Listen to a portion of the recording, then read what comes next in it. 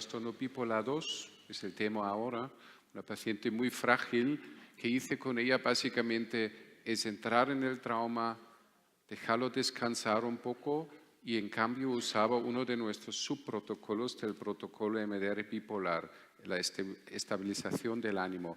Estos subprotocolos va a presentar después Walter Lupo. Yo voy a hacer únicamente unas pinceladas sobre el tema trastorno bipolar, que sepáis un poco de qué estamos hablando realmente, porque es una enfermedad muy compleja, multidimensional. Aparte de las oscilaciones anímicas que pueden tener estos pacientes, tienen alteraciones conductuales, tienen un deterioro muchas veces, probablemente 50-60% a nivel cognitivo, tienen un deterioro muy importante a nivel funcional, tienen varias comorbilidades, entre ellos el uso de sustancias, trastornos de ansiedad, y que voy a también discutir con vosotros o mostrar es el trauma, el estrés postraumático, estresores actuales juegan un papel muy importante. Estos pacientes tienen movilidad muy alta, mucho más que la población general por síndrome metabólico, factores de riesgo a nivel cardiovascular y obviamente suicidio. Es una población muy frágil, muy complicado. Yo empecé en 2008 con MDR, lo descubro, y cuando veo la estimulación bilateral pensaba esto podría ser una herramienta muy interesante para pacientes bipolares. Y allí empezamos los primeros estudios y actualmente en el Centro Forum donde trabajamos en el Pacto de Salud Mar tenemos varios proyectos en marcha. Uno es este que ha presentado Ana ahora en trastorno dual. Tenemos un estudio largo, grande en el trastorno bipolar que va a presentar después Walter también. Y después tenemos dos pequeños pilotos en VH, las consecuencias del diagnóstico con MDR. Otro vamos a montar en planta porque coordino el hospital del día, pero también la unidad de subagudos crónicos. Allí Walter va a trabajar como terapeuta MDR en una planta totalmente normal, corriente, psiquiátrica. Yo creo que esto es muy importante porque los pacientes lo agradecen. Es una población también que no tiene acceso a psicoterapia. Esto es un desastre al final, porque no tienen ningún acceso a una psicoterapia real. Y MDR yo creo que allí puede jugar un papel muy importante. Importante también es que sepáis todo lo que vamos a presentar son los primeros proyectos en el trastorno bipolar. No hay una indicación de MDR en el trastorno bipolar, pero creamos la primera evidencia científica que este puede ser una herramienta útil. Sabéis que la indicación de MDR obviamente es el estrés postraumático, pero a nivel clínico obviamente es muy importante trabajar este tema de todas formas y como dijo Nacho ayer también, tenemos que crear más datos, más estudios randomizados, controlados, que hay menos crítica hacia nosotros, que esto es una pseudoterapia. Voy a hacer el protocolo inverso, agradecer primero a la gente que trabajan. Es el equipo, el núcleo de nuestro equipo, son gente que se financia realmente para dedicar esta gente para dedicar su tiempo a la investigación con nuestros proyectos. Aquí falta Ichazo, una predoxicóloga, y después tenemos varios terapeutas de MDR de Barcelona que participan en estos proyectos. Sin ellos sería imposible hacer todo este trabajo. De hecho, ya tenemos más terapeutas porque tenemos tantos proyectos que necesitamos realmente más terapeutas. Y también agradecer el apoyo de Francisca con su visión hacia la investigación, porque no es natural tampoco que alguien vea una importancia en esto. La clínica es fundamental, pero la investigación obviamente es muy importante también. Vale, para empezar voy a mostrar un vídeo de una paciente de Múnich. Era época pre-MDR mía. Solamente que tenéis una idea de las oscilaciones anímicas. Es una paciente con la cual tenía muy buena conexión Y seguro que le hubiera ayudado también MDR, pero yo no sabía que existe en este momento. Pero este vídeo es muy interesante, lo muestro siempre a los estudiantes de medicina también, porque muestra el espectro afectivo. Tenemos la impulsividad, me levanto, tengo que fumar. Muestra la depresión, muestra la irritabilidad, fases mixtas, ¿no? Estos de inquieto, pero ánimo bajo, pero más activado. Obviamente la euforia también muestra, porque cuando entra el chico para ofrecerle algo que es servicio y se abre la luz.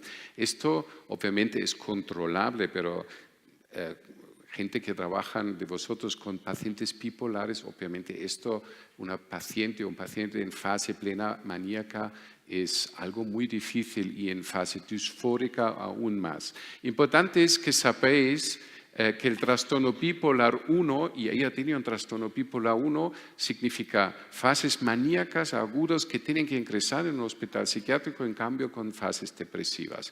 En cambio, trastorno bipolar 2 significa fases depresivas, melancólicas, importantes, y en cambio con hipomanías. ¿Vale? Hipomanías son básicamente fases eufóricas, pero más leves. Son incluidos muy productivas a veces para los pacientes. Y después aquí hay la ciclotimia, que vemos mucho también en pacientes traumatizados, que oscilan, pero van de la subdepresión a la hipomanía, ¿no? Y muy de forma crónica, por lo menos 2 años, difícil de tratar. Estos tres juntos es el espectro bipolar. Y aquí la realidad es esta. Vemos pacientes, sobre todo ahora que tengo mucho más formación en trauma, etcétera, me doy cuenta que estos pacientes traumatizados oscilan mucho en el ánimo. Hay muchas oscilaciones anímicas en estos pacientes que a veces es difícil de clasificar. Entonces, obviamente del trastorno bipolar, la base es genética, pero hay un estudio solamente que quiero mostraros que me parece fundamental, que es una metaanálisis de varios metaanálisis de factores de riesgo en el trastorno bipolar. Y ellos han mirado en esta publicación muy reciente cuáles son los factores de riesgo más importantes a nivel etiológico para tener un trastorno bipolar. Y que han investigado asma, adversidad en la infancia, complicaciones obstétricas que hablaba Lourdes Fañanes ayer también, trauma encéfalo, ¿cómo se llama? Trauma cráneo-encéfalo, exacto. El síndrome colon irritable, obesidad o una infección por toxoplasmosis con DI. Y ellos han hecho una metaanálisis de estos metaanálisis y que han encontrado, es muy interesante, porque el factor de riesgo, factor número 1, es el colon irritable. Y después viene ya las adversidades en la infancia. Estos son los 2 factores de riesgos más importantes. A nivel etiológico en el trastorno bipolar. Esta es una sensación. El tema es que nadie habla de esto en la discusión, sino incluidos no discutan por qué colon irritable. Porque yo he visto toda mi vida pacientes bipolares, pero no destaca mucho el colon irritable. Hay algunos, pero no tantos tampoco, pero la evidencia propone esto. ¿Qué hay detrás de esto? Obviamente sabemos que estos síndromes funcionales están muy correlacionados al trauma en la infancia, por lo cual factor de riesgo número 1 en el trastorno bipolar es el trauma. Conozco muy bien a Eduard Vieta, que ha publicado este paper. Digo, pero Eduard, ¿qué significa realmente esto? Tenemos que pensar cómo podemos ayudar a los pacientes en este sentido y también cómo podemos prevenir que una base genética viene el trauma y se abre la botella. ¿Cómo podemos prevenir esto?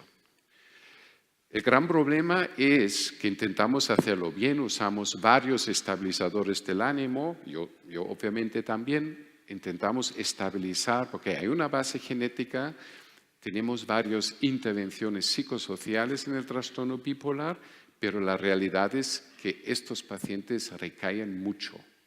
Hay una tasa de recaídas muy importante. Esto es una metaanálisis que hicimos nosotros, desde hace 2 años lo publicamos, y podéis ver aquí, son 6.000 pacientes con trastorno bipolar I2 de 12 estudios a nivel mundial.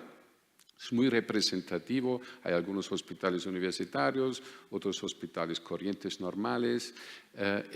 Que vemos es dentro de 4 años, 70% de los pacientes con trastorno bipolar han recaído por lo menos una vez en 4 años y 80% en trastorno bipolar 2. Siempre se decía trastorno bipolar 2 es más el tipo suave dentro del trastorno bipolar 2, aquí indica que recaen aún más, ¿vale? Y se sabe, sobre todo después una fase afectiva, casi la mitad recae en el primer año. Parece que esto es una fase vulnerable del paciente. Tenemos que cuidar al paciente aún más después de un ingreso en un hospital psiquiátrico. Y después hay una revisión muy bonita de colegas de Múnich, de hecho, que han revisado el tema de la importancia del trauma en la infancia en el trastorno bipolar, abuso sexual, emocional, maltrato, negligencia, bullying, muerte de padres, separación, y resumen que por lo menos la mitad de los pacientes bipolares tienen este riesgo de tener estos traumas en la infancia que crea más síntomas maníacos, curiosamente, más ciclación rápida, que significa que cambian por lo menos 4 o más veces el estado de ánimo en un año, que tienen más intentos de suicidio y encaja muy bien con la presentación de Ana y tienen más uso de sustancias. Hay una comorbilidad altísima de uso de sustancias en trastorno bipolar. Y después, no solamente el trauma, sino los eventos de la vida, life events, son muy importantes también, porque se sabe si fallece alguien en la familia, hay más probabilidad de una fase maníaca. Si hay eventos negativos, hay más peligro de manías o depresiones. Si hay una enfermedad personal, hay, por ejemplo, más riesgo de depresiones. Entonces, todo esto tenemos que tener más en cuenta y MDR es una herramienta ideal para esto, porque podemos en la observación del paciente mirar cómo va, qué está pasando en su vida e intervenir directamente.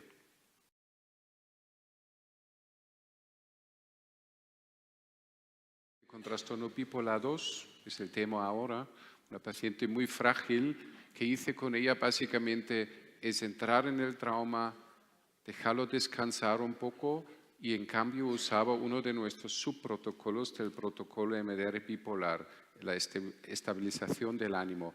Estos subprotocolos va a presentar después Walter Lupo. Yo voy a hacer únicamente unas pinceladas sobre el tema trastorno bipolar, que sepáis un poco de qué estamos hablando realmente, porque es una enfermedad muy compleja, multidimensional. Aparte de las oscilaciones anímicas que pueden tener estos pacientes, tienen alteraciones conductuales, tienen un deterioro muchas veces, probablemente 50-60% a nivel cognitivo, tienen un deterioro muy importante a nivel funcional, tienen varias comorbilidades, entre ellos el uso de sustancias, trastornos de ansiedad, y que voy a también discutir con vosotros o mostrar es el trauma, el estrés postraumático. Estresores actuales juegan un papel muy importante. Estos pacientes tienen movilidad muy alta, mucho más que la población general por síndrome metabólico, factores de riesgo a nivel cardiovascular y obviamente suicidio. Es una población muy frágil, muy complicado. Yo empecé en 2008 con MDR, lo descubro y cuando veo la estimulación bilateral pensaba esto podría ser una herramienta muy interesante para pacientes bipolares. Y allí empezamos los primeros estudios y actualmente en el Centro Forum, donde trabajamos en el Pacte Salud Mar, tenemos varios proyectos en marcha. Uno es este que ha presentado Ana ahora en trastorno dual. Tenemos un estudio largo, grande en el trastorno bipolar que va a presentar después Walter también. Y después tenemos 2 pequeños pilotos en VH, las consecuencias del diagnóstico con MDR, otro vamos a montar en planta porque coordino el hospital del día, pero también la unidad de subagudos crónicos. Allí Walter va a trabajar como terapeuta MDR en una planta totalmente normal, corriente, psiquiátrica. Yo creo que esto es muy importante porque los pacientes lo agradecen. Es una población también que no tiene acceso a psicoterapia. Esto es un desastre al final, porque no tiene ningún acceso a una psicoterapia real. Y MDR yo creo que allí puede jugar un papel muy importante. Importante también es que sepáis todo lo que vamos a presentar son los primeros proyectos en el trastorno bipolar. No hay una indicación de MDR en el trastorno bipolar, pero creamos la primera evidencia científica que este puede ser una herramienta útil. Sabéis que la indicación de MDR obviamente es el estrés postraumático, pero a nivel clínico obviamente es muy importante trabajar este tema de todas formas y como dijo Nacho ayer también, tenemos que crear más datos, más estudios randomizados, controlados, que hay menos crítica hacia nosotros, que esto es una pseudoterapia. Voy a hacer el protocolo inverso, agradecer primero a la gente que trabajan. Es el equipo, el núcleo de nuestro equipo, son gente que se financia realmente para dedicar esta gente para dedicar su tiempo a la investigación con nuestros proyectos. Aquí falta Ichazo, una predoxicóloga, y después tenemos varios terapeutas de MDR de Barcelona que participan en estos proyectos. Sin ellos sería imposible hacer todo este trabajo. De hecho, ya tenemos más terapeutas porque tenemos tantos proyectos que necesitamos realmente más terapeutas. Y también agradecer el apoyo de Francisca con su visión hacia la investigación, porque no es natural tampoco que alguien vea una importancia en esto. La clínica es fundamental, pero la investigación obviamente es muy importante también. Vale, para empezar voy a mostrar un vídeo de una paciente de Múnich. Era época pre-MDR mía. Solamente que tenéis una idea de las oscilaciones anímicas. Es una paciente con la cual tenía muy buena conexión y seguro que le hubiera ayudado también MDR, pero yo no sabía que existe en este momento. Pero este vídeo es muy interesante, lo muestro siempre a los estudiantes de medicina también, porque muestra el espectro afectivo. Tenemos la impulsividad, me levanto, tengo que fumar.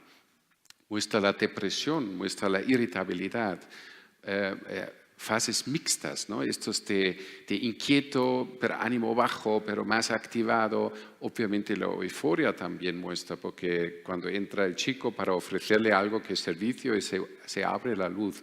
Esto obviamente es controlable, pero gente que trabajan de vosotros con pacientes bipolares, obviamente esto, un paciente en fase plena maníaca es algo muy difícil y en fase disfórica aún más. Importante es que sabéis que el trastorno bipolar 1, y ella tenía un trastorno bipolar 1, significa fases maníacas agudas que tienen que ingresar en un hospital psiquiátrico, en cambio con fases depresivas. En cambio, trastorno bipolar 2 significa fases depresivas, melancólicas, importantes, en cambio con hipomanías. ¿Vale? Hipomanías son básicamente fases eufóricas, pero más leves. Son incluidos muy productivas a veces para los pacientes. Y después aquí hay la ciclotimia, que vemos mucho también en pacientes traumatizados, que oscilan, pero van de la subdepresión a la hipomanía, ¿no? Y muy de forma crónica, por lo menos 2 años, difícil de tratar. Estos tres juntos es el espectro bipolar. Y aquí la realidad es esta. Vemos pacientes, sobre todo ahora que tengo mucho más formación en trauma, etcétera, me doy cuenta que estos pacientes traumatizados oscilan mucho en el ánimo. Hay muchas oscilaciones anímicas en estos pacientes que a veces es difícil de clasificar. Entonces, obviamente del trastorno bipolar, la base es genética, pero hay un estudio solamente que quiero mostraros que me parece fundamental, que es una metaanálisis de varios metaanálisis de factores de riesgo en el trastorno bipolar. Y ellos han mirado en esta publicación muy reciente cuáles son los factores de riesgo más importantes a nivel etiológico para tener un trastorno bipolar. Y que han investigado asma, adversidad en la infancia, complicaciones obstétricas que hablaba Lourdes Fañanes ayer también, trauma encéfalo, ¿cómo se llama? Trauma cráneo-encéfalo, exacto. El síndrome colon irritable, obesidad o una infección por toxoplasmosis gondii. Y ellos han hecho una metaanálisis de estos metaanálisis y que han encontrado, es muy interesante, porque el factor de riesgo, factor número 1, es el colon irritable. Y después viene ya las adversidades en la infancia. Estos son los dos factores de riesgos más importantes. A nivel etiológico en el trastorno bipolar. Esta es una sensación. El tema es que nadie habla de esto en la discusión, sino incluido no te escuchan por qué colon irritable. Porque yo he visto toda mi vida pacientes bipolares, pero no destaca mucho el colon irritable. Hay algunos, pero no tantos tampoco, pero la evidencia propone esto. ¿Qué hay detrás de esto? Obviamente sabemos que estos síndromes funcionales están muy correlacionados al trauma en la infancia, por lo cual, factor de riesgo número 1 en el trastorno bipolar es el trauma. Conozco muy bien a Eduard Vieta, que ha publicado este paper. Digo, pero Eduard, ¿qué significa realmente esto? Tenemos que pensar cómo podemos ayudar a los pacientes en este sentido y también cómo podemos prevenir que una base genética viene el trauma y se abre la botella. ¿Cómo podemos prevenir esto? El gran problema es que intentamos hacerlo bien, usamos varios estabilizadores del ánimo, yo obviamente también intentamos estabilizar, porque hay una base genética, tenemos varias intervenciones psicosociales en el trastorno bipolar, pero la realidad es que estos pacientes recaen mucho. Hay una tasa de recaídas muy importante. Esto es una metaanálisis que hicimos nosotros, desde hace 2 años lo publicamos y podéis ver aquí, son 6.000 pacientes con trastorno bipolar I2 de 12 estudios a nivel mundial. Es muy representativo, hay algunos hospitales universitarios, otros hospitales corrientes normales. Que vemos es dentro de 4 años, 70% de los pacientes con trastorno bipolar han recaído por lo menos una vez en 4 años y 80% en trastorno bipolar 2. Siempre se decía trastorno bipolar 2 es más el tipo suave, dentro del trastorno bipolar 2, aquí indica que recaen aún más, ¿vale? Y se sabe, sobre todo después una fase afectiva, casi la mitad recae en el primer año. Parece que esto es una fase vulnerable del paciente. Tenemos que cuidar al paciente aún más después de un ingreso en un hospital psiquiátrico. Y después hay una revisión muy bonita de colegas de Múnich, de hecho, que han revisado el tema de la importancia del trauma en la infancia en el trastorno bipolar, abuso sexual, emocional, maltrato, negligencia, bullying, motivada separación, y resumen que por lo menos la mitad de los pacientes bipolares tienen este riesgo de tener estos traumas en la infancia que crea más síntomas maníacos, curiosamente, más ciclación rápida, que significa que cambian por lo menos 4 o más veces el estado de ánimo en un año, que tienen más intentos de suicidio y encaja muy bien con la presentación de Ana y tienen más uso de sustancias. Hay una comorbilidad altísima de uso de sustancias en trastorno bipolar. Y después, no solamente el trauma, sino los eventos de la vida, life events, son muy importantes también, porque se sabe si fallece alguien en la familia, hay más probabilidad de una fase maníaca. Si hay eventos negativos, hay más peligro de manías o depresiones. Si hay una enfermedad personal, hay, por ejemplo, más riesgo de depresiones. Entonces, todo esto tenemos que tener más en cuenta y EMDR es una herramienta ideal para esto, porque podemos en la observación del paciente, mirar cómo va, qué está pasando en su vida e intervenir directamente. Y esto es, por ejemplo, de una paciente que participa en el estudio de Andrea Postel, que es una de los terapeutas que trabaja. Lo he elegido porque escribe mucho más bonito que yo, mi letra no es identificable. Y aquí podéis ver que ya con 6 años acoso sexual en la escuela, acoso sexual parental, puntual, exacto, con 8 años, con 10 años muere el padre, aquí hay bullying, pero después hay también eventos positivos, ¿no?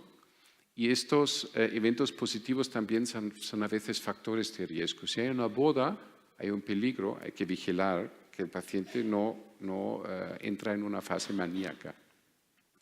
Por todo esto, publicamos un paper, una publicación, un estudio piloto en trastorno bipolar con MDR, y esto fue el diseño de este estudio, y que encontramos básicamente versus tratamiento habitual que mejoraban en síntomas afectivos, y obviamente podíamos mejorar síntomas asociados al trauma, y a consecuencia de este estudio diseñamos un libro, un capítulo, un protocolo sobre MDR en el trastorno bipolar que va a presentar ahora Walter.